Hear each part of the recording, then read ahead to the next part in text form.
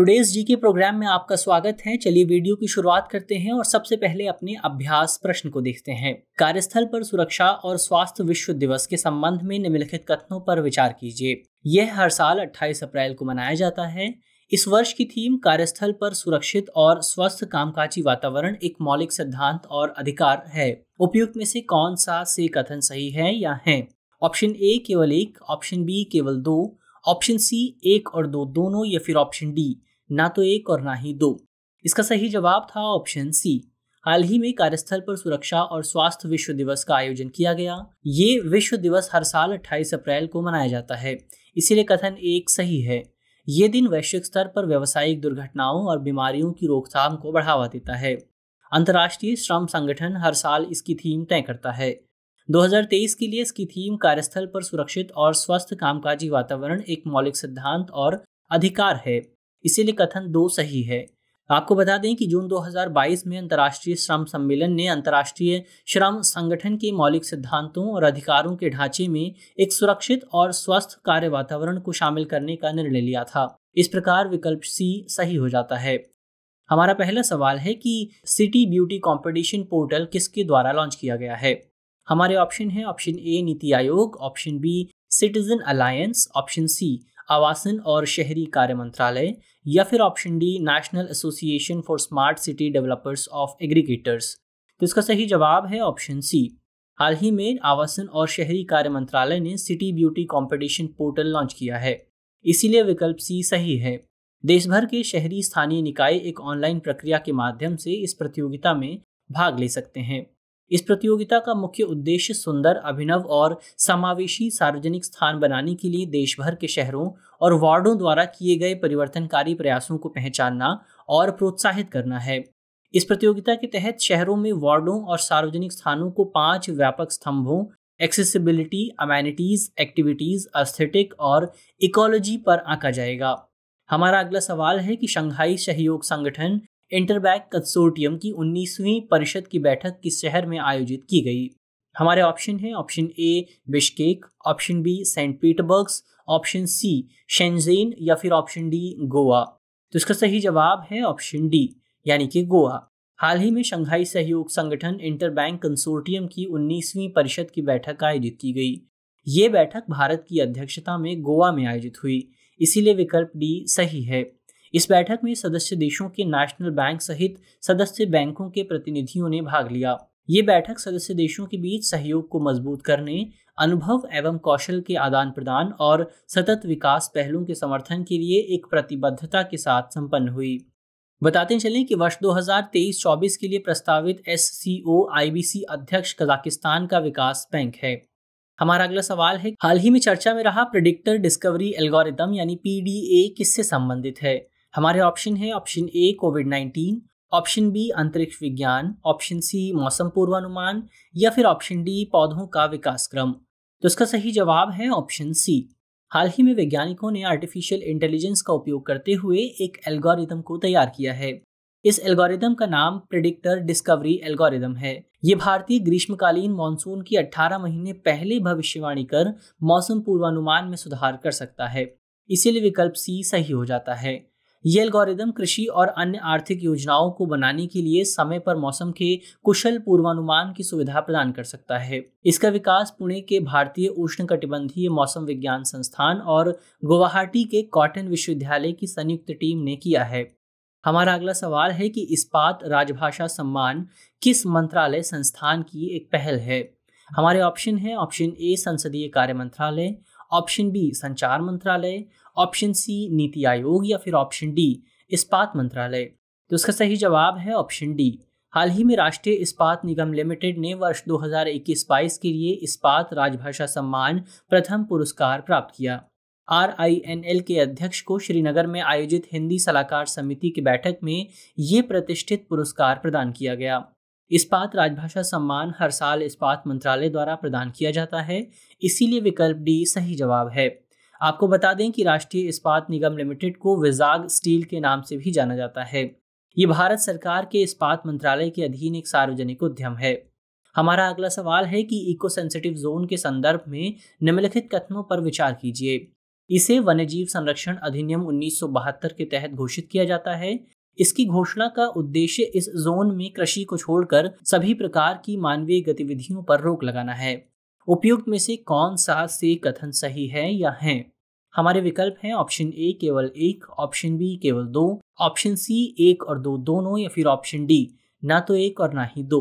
इसका सही जवाब है ऑप्शन डी। हाल ही में सुप्रीम कोर्ट ने देश भर में संरक्षित जंगलों, राष्ट्रीय उद्यानों और वन्यजीव अभयारण्यों के आसपास न्यूनतम 1 किलोमीटर के अनिवार्य इको सेंसिटिव जोन के लिए अपने फैसले को संशोधित किया है। आपको बता दें कि इको सेंसिटिव जोन पारिस्थितिक रूप से नाजुक क्षेत्र हैं जो एक बफर के रूप में संरक्षित क्षेत्रों के आसपास 10 किलोमीटर के भीतर स्थित होते हैं। इन्हें पर्यावरण और वन मंत्रालय द्वारा पर्यावरण संरक्षण अधिनियम 1986 की धारा 3 के तहत अधिसूचित किया जाता है, इसलिए विकल्प एक सही नहीं है। इनके भीतर पर्यावरण की रक्षा के लिए कुछ गतिविधियों को प्रतिबंधित या विनियमित किया जा सकता है। इन क्षेत्रों में स्थानीय समुदायों को कृषि, बागवानी प्रथाओं, जैविक खेती, वर्षा जल संचयन, वैज्ञानिक अनुसंधान, पर्यटन आदि की अनुमति होती है। इसीलिए कथन 2 सही नहीं है। इस प्रकार विकल्प डी सही हो जाता है।